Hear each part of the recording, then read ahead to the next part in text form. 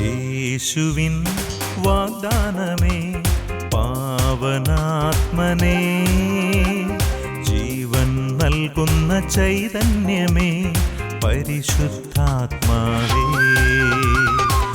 യേശുവിൻ വാഗ്ദാനമേ പാവനാത്മനേ, ജീവൻ നൽകുന്ന ചൈതന്യമേ പരിശുദ്ധാത്മാവേ.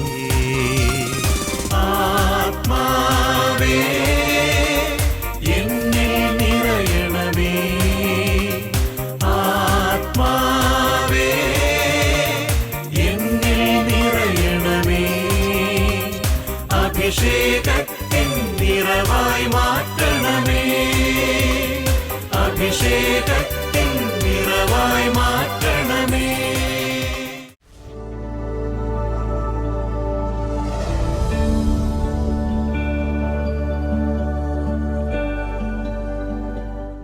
മനുഷ്യർ ഹൃദയം കൊണ്ട് യേശുവിൽ വിശ്വസിച്ച് അധരം കൊണ്ട് സത്യമേറ്റു പറഞ്ഞ് അവൻ്റെ വിശുദ്ധനാമം വിളിച്ചപേക്ഷിച്ചാൽ മാത്രമേ രക്ഷ പ്രാപിക്കുകയുള്ളൂ. വിശുദ്ധ പൗലോസ്ലീഹായുടെ ഈ വാക്കുകൾ നമ്മുടെ ജീവിതത്തിൽ രക്ഷ പ്രാപിക്കുന്നതിന് ദൈവവചനത്തിൻ്റെ മാഹാത്മ്യം വ്യക്തമാക്കുന്നു. ദൈവവിശ്വാസത്തിൻ്റെ അടിസ്ഥാനത്തിൽ മാത്രമേ അവിടുത്തെ വചനം നമുക്ക് ഏറ്റുപറയുവാൻ സാധിക്കുകയുള്ളൂ. ആ വിശ്വാസം തന്നെയാണ് അത് നമ്മുടെ ജീവിതത്തിൽ പ്രാവർത്തികമാക്കുവാൻ നമ്മെ സഹായിക്കുന്നതും. ദൈവവിശ്വാസത്തിൽ മുന്നോട്ട് നീങ്ങി വചനത്തിൻ്റെ സാക്ഷികളായി നമുക്ക് മാറാം. ഇന്ന് നമുക്കായി സന്ദേശം നൽകുന്നത് കാരീസ് ഭവനിലെ അനീഷ് മുണ്ടിയാനിക്കൽ അച്ഛനാണ്. അച്ഛൻ്റെ വാക്കുകൾക്കായി നമുക്ക് കാതോർക്കാം.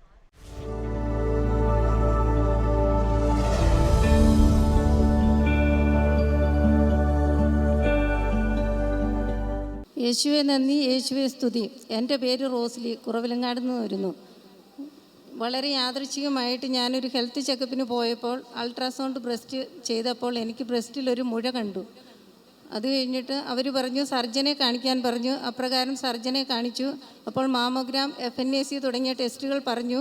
അതെല്ലാം ചെയ്തു. അതിനുശേഷം സർജൻ പറഞ്ഞു ഇതിൽ ക്യാൻസർ എന്ന് പറയുന്നില്ല, പക്ഷേ ഉണ്ടോ ഇല്ലയോ എന്ന് നമുക്ക് പറയാൻ സാധിക്കത്തില്ല. ഒരു സർജറി ചെയ്ത് ഹിസ്റ്റോപത്തോളജി റിപ്പോർട്ട് വന്നാൽ മാത്രമേ നമുക്ക് തീരുമാനിക്കാൻ സാധിക്കുകയുള്ളൂ എന്ന് പറഞ്ഞു. അപ്പോൾ എൻ്റെ കസിൻ പറഞ്ഞ പ്രകാരം ഞാനിവിടെ ബിജിൽ അച്ഛനെ വിളിച്ച് പ്രാർത്ഥനാ സഹായം യാചിച്ചു. അച്ഛൻ എന്നോട് പറഞ്ഞു ധൈര്യമായിട്ടിരിക്കെ, ഏഷ്യാപ്രവാചകൻ്റെ 53-ാം അധ്യായം വായിച്ച് പ്രാർത്ഥിക്കുക എന്ന് പറഞ്ഞു. അപ്പോൾ ഞാൻ അപ്രകാരം ചെയ്തു. പിന്നീട് 23-ാം തീയതി ഞാൻ അഡ്മിറ്റായി. 24-ാം തീയതി എന്നെ സർജറി ചെയ്തു. അപ്പോൾ 23-ാം തീയതി വൈകിട്ട് ഞാനിവിടെ വന്ന് അച്ഛനെ കാണുകയുണ്ടായി.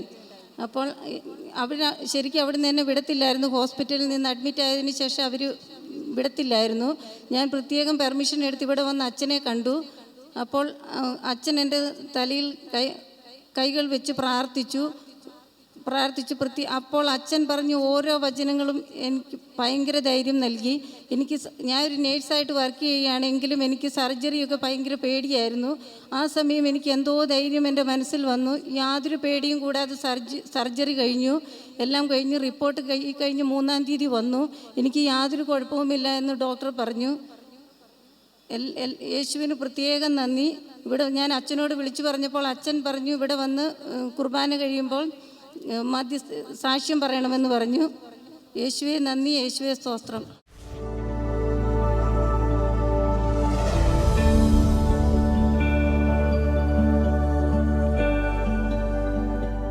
മിശിഹായിൽ ഏറ്റവും സ്നേഹം നിറഞ്ഞ ക്ഷേമ ഇസ്രായേലിൻ്റെ പ്രേക്ഷകരെ, ഇന്നത്തെ ശുശ്രൂഷയിലൂടെ ദൈവത്തിൻ്റെ പരിശുദ്ധാത്മാവ് നമ്മളെ നയിക്കുന്നത് അനുഗ്രഹത്തിൻ്റെ മറ്റൊരു വഴിയിലേക്കാണ്. കർത്താവ് നമ്മുടെ ജീവിതത്തിൽ പ്രവർത്തിക്കുവാൻ ആവശ്യമായ ഏതാനും കാര്യങ്ങളെക്കുറിച്ച് നമ്മൾ ഇന്നത്തെ വചനത്തിലൂടെ കേൾക്കും. ചിലപ്പോഴൊക്കെ നമ്മൾ ചിന്തിച്ചിട്ടുണ്ട്, ഒത്തിരിയേറെ തിന്മകളും നന്മകളും ഒക്കെ ഉള്ള ലോകത്താണ് നമ്മൾ ജീവിക്കുന്നത്. നന്മയും തിന്മയും ഒക്കെ ഒരുപാട് ഉണ്ട്. നന്മ ചെയ്ത് കടന്നു പോകുന്നവർ ഒത്തിരി പേരുണ്ട്, അതിനേക്കാളേറെ തിന്മ ചെയ്ത് കടന്നു പോകുന്നവരുണ്ട്. പക്ഷേ അവരുടെയൊക്കെ ജീവിതത്തിൽ ചിലപ്പോൾ നമ്മൾ നോക്കുമ്പോൾ വ്യക്തമായ കുഴപ്പങ്ങളൊന്നും സംഭവിക്കുന്നില്ല. പലപ്പോഴും നമ്മൾ കേട്ടിട്ടുണ്ട്, തിന്മ ചെയ്യുന്നവർ തിന്മയുടെ പ്രതിഫലം ലഭിക്കും എന്നുള്ള കാര്യം കേട്ടിട്ടുണ്ട്. പലപ്പോഴും ഇതൊരു വളരെ വലിയൊരു ചോദ്യചിഹ്നമാണ്. തിന്മ ചെയ്യുന്ന ആളുകൾ സമൂഹത്തിലൂടെ സന്തോഷത്തോടെ ജീവിക്കുന്നു, അല്ലെങ്കിൽ നന്മ ചെയ്യുന്ന ആളുകൾക്ക് സഹനങ്ങളും വേദനകളും ഒക്കെ ഉണ്ടാകുന്നു. എന്താണ് ഇതിൻ്റെ അർത്ഥം? പ്രിയപ്പെട്ട ദൈവത്തിൻ്റെ വചനം നമ്മളെ പഠിപ്പിക്കുന്ന ഒരു കാര്യം 37-ാമത്തെ സങ്കീർത്തനത്തിൽ 7-ാമത്തെ വചനം ഇപ്രകാരം പഠിപ്പിക്കുന്നുണ്ട്: കർത്താവിൻ്റെ മുൻപിൽ സ്വസ്ഥനായിരിക്കുക, ക്ഷമാപൂർവം അവിടുത്തെ കാത്തിരിക്കുക, ദുഷ്ടമാർഗം അവലംബിച്ച് അഭിവൃദ്ധിപ്പെടുന്നവനെ കണ്ട് അസ്വസ്ഥനാകേണ്ട. പ്രിയപ്പെട്ടവരെ, ദുഷ്ടമാർഗത്തിൽ അഭിവൃദ്ധിപ്പെടുന്നവനെ കണ്ടിട്ട് അസ്വസ്ഥനാകേണ്ട. അതിനുശേഷം കർത്താവ് പഠിപ്പിക്കുകയാണ്, കോപത്തിൽ നിന്ന് അകന്നു നിൽക്കുക, ക്രോധം വെടിയുക. ദുഷ്ടർ വിച്ഛേദിക്കപ്പെടും, കർത്താവിനെ കാത്തിരിക്കുന്നവർ ഭൂമി കൈവശമാക്കും. അല്പസമയം കഴിഞ്ഞാൽ ദുഷ്ടനില്ലാതാകും, അവൻ്റെ സ്ഥലത്ത് എത്ര അന്വേഷിച്ചാലും അവനെ കാണുകയില്ല. എന്നാൽ ശാന്തശീലർ ഭൂമി കൈവശമാക്കും. പ്രിയപ്പെട്ട ദൈവത്തിൻ്റെ വചനം നമ്മളെ പഠിപ്പിക്കുന്ന ഒരു കാര്യമാണ്. തിന്മ ചെയ്യുന്നവർക്ക് തിന്മയുടെ പ്രതിഫലം ലഭിക്കും, തെറ്റ് ചെയ്യുന്നവർക്ക് തെറ്റിൻ്റെ പ്രതിഫലം ലഭിക്കും. നമ്മുടെ ഈ ലോകത്ത് ധാർമ്മികതയും അധാർമികതയുമുണ്ട്. അധാർമികതയുടെ പിന്നാലെ നടന്ന് ആരും കണ്ടില്ല, മറ്റാരും കണ്ടിട്ടില്ല, കേട്ടിട്ടില്ല, ആരും മനസ്സിലാക്കിയിട്ടുമില്ല, ആർക്കും അറിയില്ല. ഞാൻ ചെയ്യുന്ന കാര്യങ്ങൾ എനിക്ക് മാത്രമേ അറിയൂ. അല്ലെങ്കിൽ ഒരു പക്ഷേ ഞാൻ വേറൊരു വ്യക്തി അറിഞ്ഞിട്ടുണ്ടെങ്കിൽ തന്നെ ആ വ്യക്തിയുടെ അറിവൊരു പ്രശ്നമുള്ള കാര്യമല്ല, അതുകൊണ്ടൊന്നും എനിക്കൊന്നും സംഭവിക്കാൻ പോകുന്നില്ല എന്ന് വിശ്വസിക്കുന്ന ആളുകളുണ്ട്. പലപ്പോഴും ഈ തെറ്റിൻ്റെ വഴികളിലൂടെയൊക്കെ നടന്ന് ഒത്തിരിയേറെ തിന്മകൾ ചെയ്തിട്ട് അതിന് ആ തിന്മയുടെ പ്രതിഫലം ലഭിക്കുന്നില്ലാത്ത ആളുകൾ, അതായത് അതുകൊണ്ട് അത് തിരുത്തൽ വരുത്താനായിട്ട് സാധിക്കുന്നില്ല, തെറ്റുകൾ തിരുത്തുന്നില്ല, തിരുത്താതെ പോയിട്ടും എനിക്കൊന്നും സംഭവിക്കുന്നില്ലല്ലോ എന്ന് പറഞ്ഞ് നടക്കുന്ന ആളുകളുണ്ട്. അതുപോലെ തന്നെ അല്പം തെറ്റ് ചെയ്താലും കുഴപ്പമൊന്നുമില്ല, ഇതിനൊക്കെ ആരാ ചോദ്യം ചെയ്യാനുള്ളത് എന്ന് പറയുന്ന ആളുകളുണ്ട്. പക്ഷേ ദൈവത്തിൻ്റെ വചനം നമ്മളെ പഠിപ്പിക്കുന്ന ഒരു കാര്യം, നന്മ ചെയ്യുന്നവർക്ക് നന്മയുടെ പ്രതിഫലവും തിന്മ ചെയ്യുന്നവർക്ക് തിന്മയുടെ പ്രതിഫലവും ലഭിക്കുമെന്നാണ്. അപ്പോൾ തിന്മ ചെയ്തവർക്ക് തിന്മയുടെ പ്രതിഫലം ലഭിക്കുമെന്നുള്ള കാര്യം വചനത്തിൽ ഉറപ്പിച്ച് പറയുന്ന കാര്യമാണ്. അതുകൊണ്ടാണ് നമ്മൾ സങ്കീർത്തനം 37 വായിച്ച് കേട്ടത്, ദുഷ്ടമാർഗം അവലംബിച്ചിട്ട് അഭിവൃദ്ധിപ്പെടുന്നത് കണ്ടിട്ട് നിങ്ങൾ അസ്വസ്ഥനാകേണ്ട കാര്യമില്ല. കാലാന്തരത്തിൽ കാലം മുന്നോട്ട് പോകുന്തോറും അവൻ്റെ ജീവിതത്തിൽ ഉണ്ടാകുന്ന തകർച്ചകളെക്കുറിച്ച് നീ കാണും. എൻ്റെ പ്രിയപ്പെട്ടവർ, ഇത് ദൈവത്തിൻ്റെ ശാപമോ അല്ലെങ്കിൽ ദൈവകോപമോ ഒന്നുമല്ല. പിന്നെയോ ഈ ലോകത്തിന് ഒരു ക്രമമുണ്ട്. ഈ ലോകം സൃഷ്ടിച്ച സൃഷ്ടാവായ ദൈവം ഒരു ക്രമം നിർദ്ദേശിച്ചിട്ടുണ്ട്. ഇന്ന വഴിയിലൂടെ പോകണം. കൊല്ലരുത്, കൊലപാതകം തെറ്റാണ്. വ്യഭിചാരം ചെയ്യരുത്, മോഷ്ടിക്കരുത്, കള്ളസാക്ഷ്യം പറയരുത്, അങ്ങനെയുള്ള ചെയ്യരുത് എന്ന് പറഞ്ഞ അരുതുകളുടെ ഒരുപാട് കാര്യങ്ങൾ ദൈവം ക്രമീകരിച്ചിട്ടുണ്ട്. അത് എന്തുകൊണ്ട് ക്രമീകരിച്ചിരിക്കുന്നു എന്ന് ചോദിച്ചാൽ, അത് ഈ ലോകത്തിൻ്റെ സുസ്ഥിരമായ അഭിവൃദ്ധിക്ക് ആവശ്യമാണ്. അതുപോലെ തന്നെ മറ്റുള്ളവർ നമ്മളെപ്പോലെ തന്നെ സന്തോഷത്തിലും സമാധാനത്തിലും ജീവിക്കുവാനായിട്ട് ഈ നിയമങ്ങൾ ആവശ്യമാണ്. അപ്പോൾ അതിനുവേണ്ടിയാണ് ദൈവം ഈ നിയമങ്ങൾ, കൽപ്പനകൾ നൽകിയിരിക്കുന്നത്. അപ്പോൾ ഇങ്ങനെയുള്ള കാര്യങ്ങൾ ശ്രദ്ധിക്കേണ്ടത് നമ്മുടെ ആവശ്യമാണ്. ഈ ഒരു മേഖലയിലൊക്കെ തെറ്റുകൾ കടന്നുകൂടുമ്പോൾ, അധാർമികത കൈവരുമ്പോൾ, ഈ അധാർമികത കടന്നു വരുമ്പോൾ സംഭവിക്കുന്ന കാര്യം, ലോകത്തിൻ്റെ ക്രമം തെറ്റും. ലോകം പോകുന്ന ക്രമത്തിന് ആ ക്രമരാഹിത്യം സംഭവിക്കും. കൊലപാതകങ്ങൾ ഒരുപാട് നടക്കുമ്പോൾ ക്രമരാഹിത്യം സംഭവിക്കും. ഒരു സമൂഹത്തിൽ വ്യഭിചാരം അതുപോലുള്ള മ്ലേച്ഛ പ്രവൃത്തികൾ വർദ്ധിക്കുമ്പോൾ ക്രമരാഹിത്യം ഉണ്ടാകും. അവിടെ ക്രമസമാധാനം താറുമാറാകും. അതുപോലെ മോഷ്ടിക്കരുതെന്ന കൽപ്പനയാണ്. ആ കൽപ്പന ലംഘിക്കുമ്പോൾ സംഭവിക്കുന്ന കാര്യം, ഒരു സമാധാന പാലനത്തിന് കുറവുണ്ടാകും. അവിടെ ക്രമസമാധാന പാലനത്തിന് കുറവുണ്ടാകുമ്പോൾ അവിടെ ഈ ഭൂമി തന്നെ അതിനെതിരെ പ്രതികരിക്കാനായിട്ട് തുടങ്ങും. നമ്മൾ കണ്ടതാണ് അടുത്ത കാലത്തുണ്ടായ പ്രതിസന്ധികളും കാലാവസ്ഥാ മാറ്റങ്ങളും ഒക്കെ മൂലം ഒത്തിരിയേറെ പേരുടെ ജീവിതത്തിൽ തകർച്ചകൾ, നഷ്ടങ്ങൾ കടന്നു വരുന്നത്.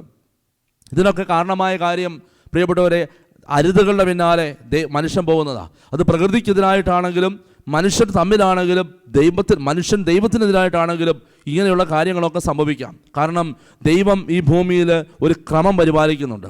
ആ ക്രമത്തിന് മാറ്റം വരുമ്പോൾ, അത് ജനസംഖ്യാ വർധന ഉണ്ടാകുമ്പോൾ നമ്മളാരും അതിനെക്കുറിച്ച് ഓർത്ത് വിഷമിക്കുന്ന കാര്യമില്ല. മനുഷ്യനായ നമ്മളല്ല തീരുമാനമെടുക്കേണ്ടത്. ദൈവത്തിൻ്റെ ക്രമമുണ്ട്, പ്രകൃതിക്ക് പ്രകൃതിയുടെ രീതിയുണ്ട് ജനസംഖ്യാ വർധനയെ തടയുവാനായിട്ട്. അതുകൊണ്ട് അങ്ങനെയുള്ള കാര്യങ്ങളിലൊന്നും ഞാനും നിങ്ങളും അല്ല തീരുമാനമെടുക്കേണ്ടത്.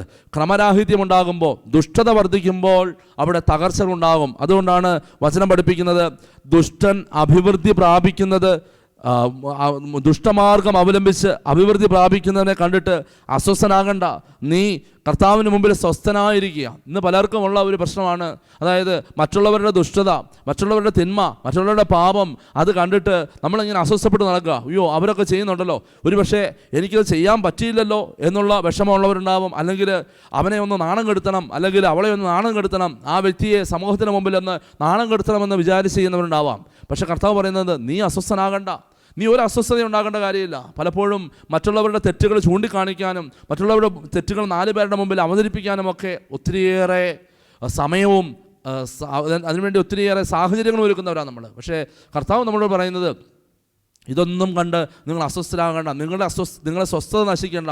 പിന്നെയോ കർത്താവ് പഠിപ്പിക്കുന്നു, അതായത് ദുഷ്ടമാർഗം അവലംബിച്ച് അസ്വസ്ഥപ്പെടുന്നവരെ കണ്ടിട്ട് അസ്വസ്ഥനാകേണ്ട, കോപത്തിൽ നിന്ന് അകന്നു നിൽക്കുക, ക്രോധം വെടിയുക, പരിഭ്രമിക്കാതിരിക്കുക, തിന്മയിലേക്ക് മാത്രമേ നയിക്കൂ. എന്നിട്ട് പറയുകയാണ്, ദുഷ്ടർ വിച്ഛേദിക്കപ്പെടും, കർത്താവിനെ കാത്തിരിക്കുന്നവർ ഭൂമി കൈവശമാക്കും. അല്പസമയം കഴിഞ്ഞാൽ ദുഷ്ടനില്ലാതാകും, അവൻ്റെ സ്ഥലത്ത് എത്ര അന്വേഷിച്ചാലും അവനെ കാണുകയില്ല. എന്നാൽ ശാന്തശീലർ ഭൂമി കൈവശമാക്കും. എത്രമാത്രം ദുഷ്ടതകൾ ചെയ്താലും ആ ദുഷ്ടതയ്ക്ക് ഒരു അറുതിയുണ്ട്, ഒരു അവസാനമുണ്ട് എന്ന് കർത്താവ് നമുക്ക് പഠിപ്പിക്കുകയാണ്. അതുകൊണ്ട് തിന്മ ചെയ്ത് കടന്നു പോകുന്ന വ്യക്തികൾ നിങ്ങൾ ഒരിക്കലും ചിന്തിക്കരുത് ജീവിതാവസാനം വരെ ഈ ഒരു മാർഗത്തിലൂടെ കടന്നു പോകാമെന്ന്. കാരണം സാധിക്കുകയില്ല. ദൈവം നമ്മളെ ഓരോരുത്തരെയും കാണുന്നുണ്ട്. ദൈവം ഈ ലോകത്തൊരുക്കുന്ന ഒരു ക്രമമുണ്ട്. ആ ക്രമം അനുസരിച്ച് മാത്രമേ ഈ ലോകത്തിൽ മുന്നോട്ട് പോകാൻ സാധിക്കൂ. അതുപോലെ തന്നെ പ്രിയപ്പെട്ടവരെ, നന്മ ചെയ്യുന്നവരുടെ ജീവിതത്തിൽ പ്രതിസന്ധികളും ദുരിതങ്ങളും ഒക്കെ കടന്നു വരുന്നത് സ്വാഭാവികമായിട്ട് നമ്മൾ കാണുന്നതാണ്. നന്മ ചെയ്യുന്നവരുടെ ജീവിതത്തിലും ചില പ്രതിസന്ധികൾ കടന്നു വരും. ആ പ്രതിസന്ധികൾ കടന്നു വരുമ്പോൾ അതിനെ ധൈര്യത്തോടെ നേരിട്ട് ദൈവത്തോട് ചേർന്ന് നിന്ന് ആ ദുരിതത്തെ നേരിടാനുമായിട്ട് നമുക്ക് സാധിക്കണം. അതുകൊണ്ടാണ് കർത്താവ് പറയുന്നത്, നിങ്ങളുടെ ജീവിതത്തിൽ പ്രതിസന്ധികൾ ഉണ്ടാകുമ്പോൾ നിങ്ങൾ അസ്വസ്ഥരാകേണ്ട, ശാന്തശീലരായിരിക്കുക, ശാന്തതയോടെ പെരുമാറുക. കഷ്ടപ്പാടുകളും ബുദ്ധിമുട്ടുകളും വരുമ്പോൾ ശാന്തതയോടെ പെരുമാറുക. ഒരു പക്ഷേ ഏതെങ്കിലും ഒരു ദുഷ്ടമാർഗത്തിലൂടെ ഏതെങ്കിലും ഒരു വ്യക്തി നിന്നെ കീഴടക്കാനോ ഏതെങ്കിലും തെറ്റിൻ്റെ വഴികളിലൂടെ അല്ലെങ്കിൽ നിന്നെ അടിച്ചമർത്താനോ നിനക്ക് അവകാശപ്പെട്ടത് സ്വന്തമാക്കാനോ ഒക്കെ പരിശ്രമിക്കുന്നുണ്ടെങ്കിൽ അതിനെക്കുറിച്ച് ഓർത്ത് നീ വ്യാകുലപ്പെടേണ്ട, നീ വിഷമിക്കേണ്ട. ദൈവം അതിന് വേണ്ട കാര്യങ്ങൾ ക്രമീകരിച്ചോളും. നീ ശാന്തതയോടെ ഇരുന്നാൽ മതി. പലപ്പോഴും പലരും പറയുന്ന ഒരു പരാതിയാണ്, അതായത് മറ്റൊരു വ്യക്തി വേണ്ടതുപോലെ എനിക്ക് നീതി തന്നില്ല, എനിക്ക് ലഭിക്കേണ്ടത് തന്നില്ല, എന്നെ പറ്റിച്ച്, എന്നെ വഞ്ചിച്ച് എൻ്റെ ജീവിതത്തിൽ എനിക്ക് ലഭിക്കേണ്ടത് കൈവശപ്പെടുത്തി. പ്രിയപ്പെട്ടവരെ, അങ്ങനെയുള്ള കണ്ണുനീരോടെ പ്രാർത്ഥിക്കുന്ന ആളുകളുണ്ട്. പലപ്പോഴും പ്രതികാരം ചെയ്യാനായിട്ട് അതിന് പരിഹാരം തേടി കോടതിയെയും അതുപോലെ തന്നെ മറ്റ് സംവിധാനങ്ങളെയും ഒക്കെ സമീപിക്കുന്നവരുണ്ട്. പക്ഷേ കർത്താവ് അങ്ങനെയുള്ളവരോട് പറയുകയാണ്, നിങ്ങൾ തന്നെ പ്രതികാരം ചെയ്യാതെ കർത്താവിൻ്റെ ക്രോധത്തിന് അത് വിട്ടയക്കുക, ദൈവത്തിൻ്റെ ക്രോധത്തിൽ വിട്ടയക്കുക. നീ ഏതെങ്കിലും ഒരു ദുഷ്ടത ഏതെങ്കിലും ഒരു വ്യക്തിയിൽ നിന്ന് അനുഭവിക്കുന്നുണ്ടെങ്കിൽ, ഏതെങ്കിലും അനീതി മറ്റേതെങ്കിലും വ്യക്തികളുടെ പ്രവൃത്തി മൂലമോ വാക്കുമൂലമോ അനുഭവിക്കുന്നുണ്ടെങ്കിൽ, കർത്താവ് നിന്നെ പഠിപ്പിക്കുന്ന പാഠം ഇതാണ്: നീ ദൈവത്തോട് ചേർന്ന് ശാന്തശീലനാകുക. അവൻ്റെ ദുഷ്ടത എന്നേക്കുമായിട്ട് നിലനിൽക്കില്ല. നീ ഭൂമി കൈവശമാക്കും. ഭൂമി കൈവശമാക്കുന്നത് മാത്രമല്ല, പലപ്പോഴും പ്രിയപ്പെട്ടവരെ, അന്യായമായിട്ട് വിധിക്കപ്പെടുന്നവരുണ്ട്. ഒരു തെറ്റും ചെയ്യാതെ വിധിക്കപ്പെടുന്നവരും. നീ തെറ്റ് ചെയ്യാതെയാണ് വിധിക്കപ്പെടുന്നതെങ്കിൽ നീ ഒന്നിനെക്കുറിച്ച് വിഷമിക്കേണ്ട. നീ ദൈവത്തിൻ്റെ മുമ്പിൽ ശാന്തനായിരിക്കുക. ദൈവത്തിൻ്റെ മുമ്പിൽ നിന്നെ വേദനിപ്പിച്ച വ്യക്തികളോട്, അന്യായമായിട്ട് പീഡിപ്പിക്കുന്ന വ്യക്തികൾക്ക് വേണ്ടി പ്രാർത്ഥിക്കുമ്പോൾ കർത്താവ് ഇടപെടും. ദൈവമാണ് പ്രതികാരം ചെയ്യേണ്ടത്. ആ വ്യക്തിക്ക് വേണ്ട പ്രതിഫലം ആ വ്യക്തിക്ക് ദൈവം കൊടുത്തോളും. അല്ലെങ്കിൽ ആ വ്യക്തിക്ക് കർത്താവ് കൃത്യസമയത്ത് കാര്യങ്ങൾ മനസ്സിലാക്കി കൊടുത്ത് നിനക്കെതിരെ ചെയ്ത തെറ്റുകൾ തിരുത്താനുള്ള അവസരം ദൈവം കൊടുക്കും. അതുകൊണ്ട് എൻ്റെ പ്രിയപ്പെട്ടവരെ, നന്മ ചെയ്യുമ്പോൾ കിട്ടുന്ന പ്രതിഫലം തിന്മയാണെങ്കിൽ അതിനെക്കുറിച്ച് ഓർത്ത് ദൈവത്തിന് മുമ്പിൽ നന്ദി പറയുകയും, ആ നന്മ ചെയ്യുമ്പോൾ കിട്ടുന്ന പ്രതിഫലം തിന്മയാണെങ്കിൽ ആ പ്രതിഫലം ലഭിക്കാൻ കാരണമായ വ്യക്തികൾക്ക് വേണ്ടി ക്ഷമിച്ച് പ്രാർത്ഥിക്കുകയും ഞാനും നിങ്ങളും ചെയ്യണമെന്ന് കർത്താവ് പഠിപ്പിക്കുകയാണ്. ശാന്തമായി ഇരിക്കുക. കർത്താവ് നമുക്ക് വേണ്ടി യുദ്ധം ചെയ്തുകൊള്ളും. കർത്താവ് നമുക്ക് വേണ്ടി പോരാടും. കർത്താവ് നമുക്ക് വേണ്ടി പ്രവർത്തിക്കും. പ്രിയപ്പെട്ടവരെ, അതുകൊണ്ട് തിന്മയുടെ വഴികളിലൂടെ പോകാതിരിക്കാൻ ആത്മാർത്ഥമായിട്ട് നമുക്ക് പരിശ്രമിക്കാം. ദുഷ്ടൻ്റെ പ്രതിഫലം എപ്പോഴും സ്വീകരിക്കാൻ തയ്യാറായിട്ട് വേണം മുന്നോട്ട് പോകാൻ. പലപ്പോഴും പലരും പറയുന്ന ഒരു കാര്യം ഇതാണ്, അതായത് തിന്മ ചെയ്തിട്ട് മോശമായ വഴികളിലൂടെ പോയിട്ട് തെറ്റിൻ്റെ വഴികളിലൂടെ സമ്പത്ത് കൈകാര്യം ചെയ്തിട്ട് സമ്പത്ത് സമ്പാദിച്ചിട്ട് ഒന്നും സംഭവിച്ചിട്ടില്ലല്ലോ എന്നൊക്കെ പറയുമ്പോൾ പ്രിയപ്പെട്ടവരെ മനസ്സിലാക്കുക, ദൈവത്തിൻ്റെ സമയമുണ്ട്. വചനം പഠിപ്പിക്കുന്നത് പോലെ ദീർഘക്ഷമയുള്ളവനാണ് ദൈവം. ദീർഘക്ഷമയുള്ളവനായ ദൈവം കാത്തിരിക്കുന്നുവെന്നേ ഉള്ളൂ. നിൻ്റെ ജീവിതത്തിൽ നീ കർത്താവിനോട് മാപ്പ് ചോദിച്ച് മടങ്ങി വരുന്നത് കാത്തിരിക്കുന്ന ദൈവമാണ്. ആ ദൈവത്തിൻ്റെ മുമ്പിലാണ് നീ ദീർഘക്ഷമ കാണിക്കുന്ന ദൈവത്തിൻ്റെ മുമ്പിലാണ് നീ പ്രവൃത്തികൾ ചെയ്യുന്നതെന്ന് തിരിച്ചറിയുക എൻ്റെ പ്രിയപ്പെട്ടവരെ. അതുകൊണ്ട് ദുഷ്ടതയുടെ മാർഗ്ഗങ്ങൾ ഉപേക്ഷിക്കാം, തെറ്റിൻ്റെ മാർഗ്ഗങ്ങൾ ഉപേക്ഷിക്കാം. തിന്മ ചെയ്തിട്ട് എനിക്ക് എന്ത് സംഭവിച്ചെന്ന് നീ ചോദിക്കരുതെന്ന് വചനം പഠിപ്പിക്കുന്നു. തിന്മ ചെയ്തിട്ട് നിൻ്റെ ജീവിതത്തിൽ ഒരുപാട് കാര്യങ്ങൾ സംഭവിക്കും. അടുത്ത തലമുറ വരെ കാത്തിരിക്കാനായിട്ട് നിനക്ക് സാധിക്കില്ല. അതുകൊണ്ട് നീ ആ തിന്മയുടെ വഴികളെ മാറ്റിയിട്ട് ദൈവത്തിൻ്റെ വഴികളിലേക്ക് കടന്നു വരിക, ദൈവവചനത്തിൻ്റെ വഴികളിലേക്ക് കടന്നു വരിക. അതുകൊണ്ട് തെറ്റ് ചെയ്യുന്നവന് എന്ത് തന്നെ തെറ്റാണെങ്കിലും ആ തെറ്റിനനുസരിച്ചുള്ള പ്രതിഫലം ലഭിക്കും. നീതിമാന്മാരെ വേദനിപ്പിക്കുകയും നീതിമാന്മാരെ ദൈവത്തിൻ്റെ വഴികളിലൂടെ നടക്കുന്നവരെ വചനമനുസരിച്ച് ജീവിക്കുന്നവരെ വേദനിപ്പിക്കുകയും അവർക്കെതിരെ സംസാരിക്കുകയും അവരെ ഏതെങ്കിലും വിധത്തിൽ അവഹേളിക്കുകയുമൊക്കെ ചെയ്യുമ്പോൾ നീ സൂക്ഷിച്ചു കൊള്ളുക. അവരുടെ കണ്ണുനീരും അവരുടെ വേദനകളും അവരുടെ പ്രാർത്ഥനകളും ദൈവസന്നിധിയിലേക്ക് ഉയരുന്നത്. നീതിമാനായ ദൈവം നീതി നടത്തി കൊടുക്കാനായിട്ട് വരാതിരിക്കില്ല. വചനത്തിലൂടെ നമ്മൾ കടന്നു പോകുമ്പോൾ നമുക്ക് കാണാൻ സാധിക്കും, ഈജിപ്തുകാർ ഒത്തിരിയേറെ ദൈവത്തിനെതിരെ പരാതി പറയുന്നവരാണെങ്കിലും അബ്രാഹത്തിൻ്റെയും ഇസ്ഹാക്കിൻ്റെയും യാക്കോബിൻ്റെയും ദൈവമേ, ഞങ്ങൾ പീഡനത്തിൻ്റെ നടുവിലാണ്, ഞങ്ങൾ അടിമത്തത്തിൻ്റെ നടുവിലാണെന്ന് ഈജിപ്തിൽ കിടന്നവർ നിലവിളിച്ച് പ്രാർത്ഥിക്കുമ്പോൾ ദൈവം ഇപ്രകാരം പറയുന്നതായി നമ്മൾ വചനത്തിൽ വായിക്കുന്നുണ്ട്. അതായത് ദൈവം പറയുകയാണ്, ഞാൻ എൻ്റെ ജനത്തിൻ്റെ നിലവിളി കേട്ടു, അവരുടെ കണ്ണുനീര് ഞാൻ കാണുന്നു, അവർക്കെതിരെ പ്രവർത്തിക്കുന്നവരെ ശിക്ഷിക്കാൻ ശാസിക്കാൻ വേണ്ടി ഞാനിതാ പോവുകയാണെന്ന് പഠിപ്പിക്കുന്ന വചനഭാഗം നമ്മൾ കാണുന്നുണ്ട്. അതുകൊണ്ട് നീതിമാൻ്റെ പ്രാർത്ഥന എപ്പോഴും ദൈവസന്നിധിയിലെത്തും. അതുകൊണ്ട് നീതിയോടെ വ്യാപരിക്കുന്ന വഴിയിൽ നിനക്ക് ലഭിക്കുന്ന സഹനങ്ങളും വേദനകളും സങ്കടങ്ങളുമൊക്കെ ദൈവത്തിൻ്റെ മുമ്പിൽ സമർപ്പിച്ച് ക്ഷമയോടെ കാത്തിരിക്കുക. അതാണ് വചനം നമ്മളെ പഠിപ്പിക്കുന്നത്. നീ ശാന്തശീലനായിട്ട് കാത്തിരിക്കുക. നീ അസ്വസ്ഥനാകേണ്ട കാര്യമില്ല, നിന്റെ സ്വസ്ഥത നഷ്ടപ്പെടേണ്ട കാര്യമില്ല. ദൈവം തക്ക സമയത്ത് നിനക്ക് വേണ്ടി പ്രവർത്തിക്കും. ഈ വിശുദ്ധ കുർബാനയിൽ നമ്മൾ ആരാധിക്കുമ്പോൾ, ദൈവത്തിൻ്റെ മുമ്പിൽ നമ്മൾ വിശുദ്ധ കുർബാനയുടെ മുമ്പിൽ നമ്മൾ പ്രാർത്ഥിക്കുമ്പോൾ നമുക്ക് നമ്മളെ വേദനിപ്പിച്ചവരെ ഓർത്ത് കർത്താവിൻ്റെ മുമ്പിൽ അവരോട് ക്ഷമിച്ച് പ്രാർത്ഥിക്കാം. അതുപോലെ തന്നെ ഏതെങ്കിലും തിന്മയുടെ വഴികളിലൂടെ കടന്നു പോകുന്നവർ, നിങ്ങളുടെ തിന്മയുടെ വഴികളിൽ എവിടെയെങ്കിലുമൊക്കെ പിടിക്കപ്പെടുമെന്നുള്ള ആ ബോധ്യത്തോടുകൂടി മടങ്ങി വന്ന് കർത്താവിനോട് മാപ്പ് ചോദിക്കാം. നല്ലൊരു കുമ്പസാരം നടത്തി നേരായ വഴികളിലൂടെ, ദൈവത്തിൻ്റെ വഴികളിലൂടെ, വചനത്തിൻ്റെ വഴികളിലൂടെ, ദൈവം ആഗ്രഹിക്കുന്ന വഴികളിലൂടെ കടന്നു വരാൻ ആത്മാർത്ഥമായിട്ട് പരിശ്രമിക്കാം. അതിനായി ദൈവം നമ്മളെ ഓരോരുത്തരെയും സഹായിക്കട്ടെ. ആമേൻ.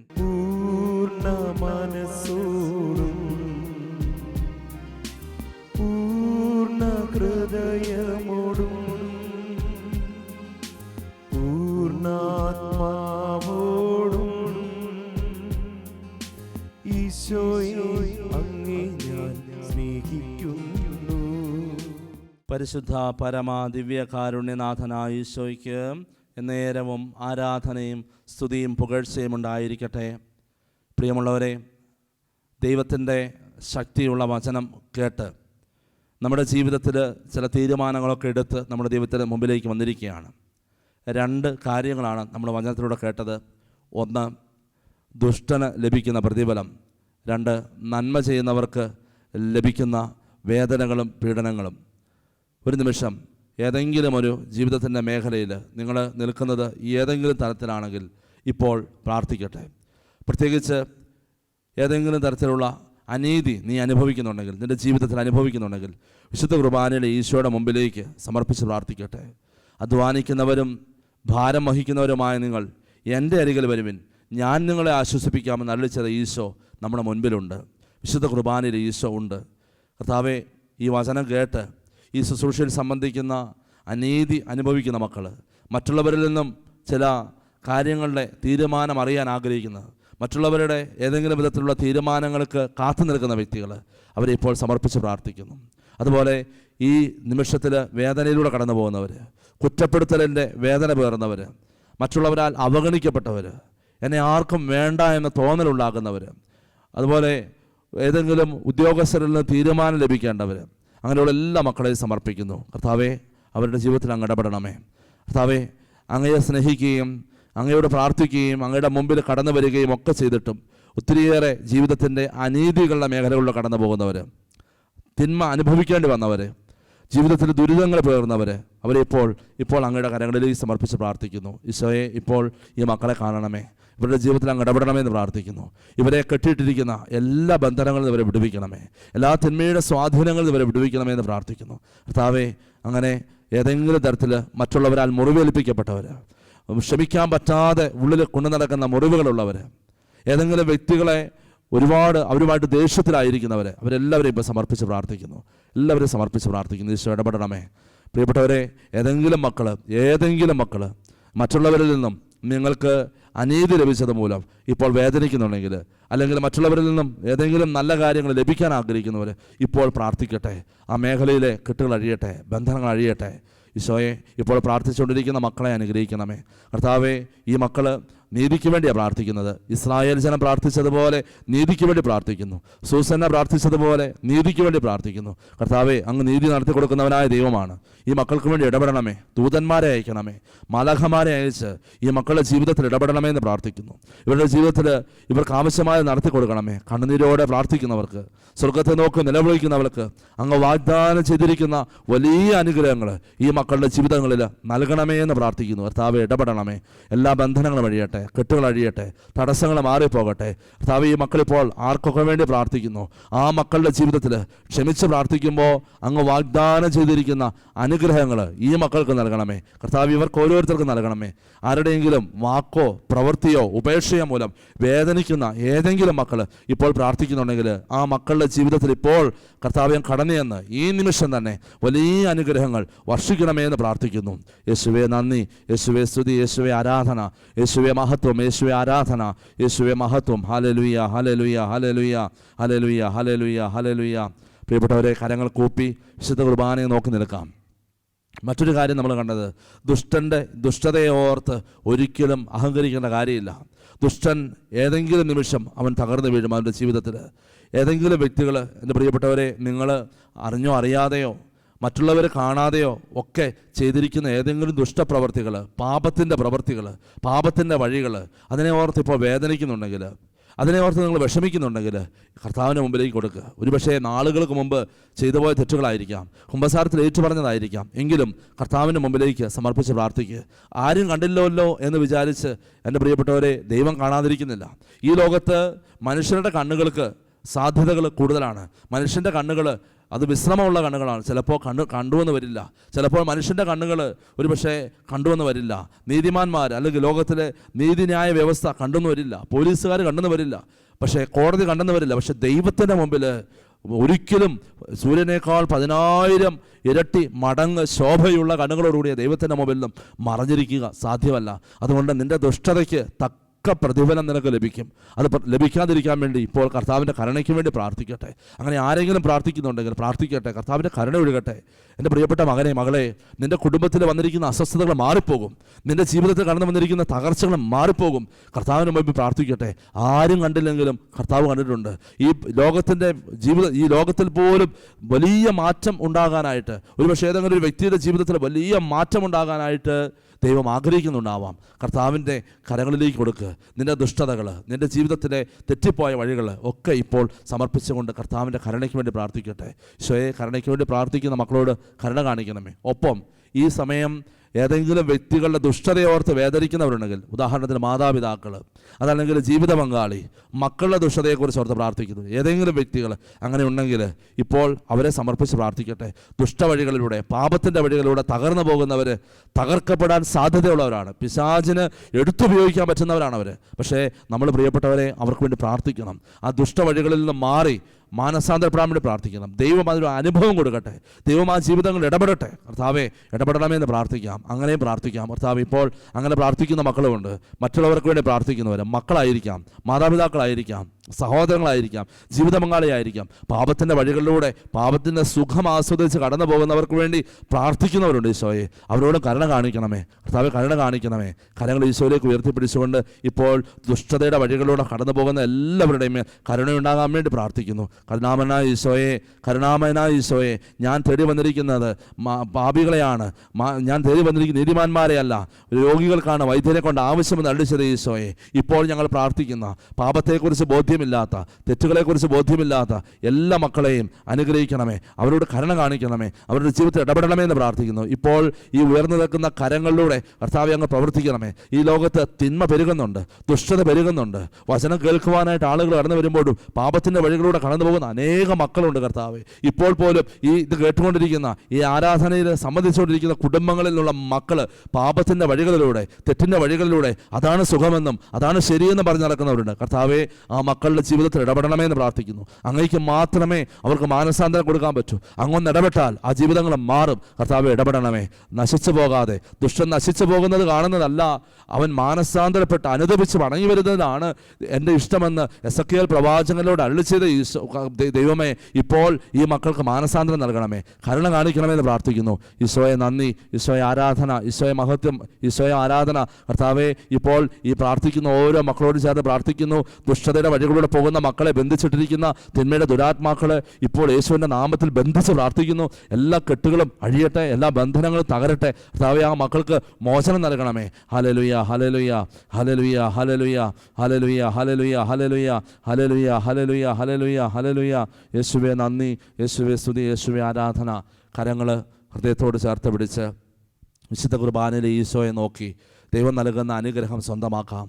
നിൻ്റെ കുടുംബത്തിലേക്ക് കർത്താവ് ഇടപെടും, വിശ്വസിക്ക്. വിശുദ്ധ കുർബാനയെ നോക്കി എല്ലാവരും ഇപ്പോൾ തീരുമാനമെടുക്കട്ടെ.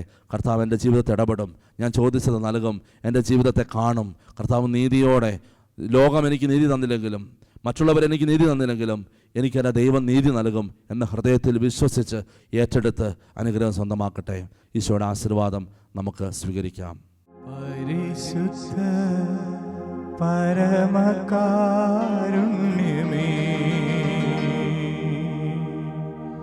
ഉള്ളിൽ അലിയുവാൻ